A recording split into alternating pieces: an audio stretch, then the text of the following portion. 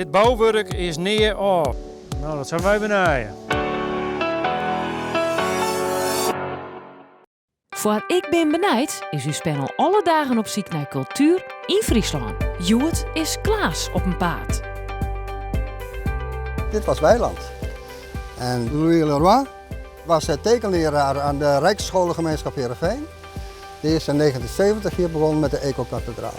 Die had hij bedoeld als een stuk land waar mensen, dieren en planten vrij van gang kan komen. 3 jaar geleden is hij sterven en we krijgen altijd nieuw materiaal. En straks is het toch eens een keer vol. Nou, Dan valt dat met. dat valt wel wat met. Ja. Dit gedeelte was nou hier zie je. Dat is het allerhoogste en het oudste gedeelte. Oh, denk erom. Ja. Hier is al in 20 jaar lang is hier al niet gebouwd. Een tijd geleden kregen wij het bericht uit Denemarken van Universiteit Aarhus. Ze willen hier met een man of 20 willen ze hier komen. Een steenbeelding. Ja, wat doen wij dan? Wij zeggen alleen maar van hier is een plek, hier mag je hem bouwen. Daar is het materiaal en we gaan je in gang maken. Ja, dit ziet er ook lekker degelijk uit. Wordt een rotzooi natuurlijk, hè, dit. Een bende. Bende. Nou,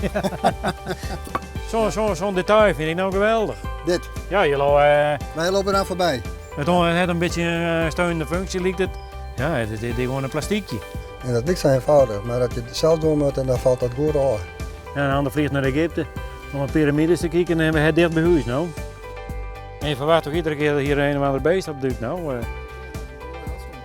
Nou kijk eens aan ook dan naaien. Dit al betreft mijn stoutste verwachtingen hoor. We moeten toch in het echt even bekijken en beethouden. Er staat wat bos omheen en dan ben je vloep, dan sta je weer in een nieuw gebouw. Ja, dit is werkelijk het einde.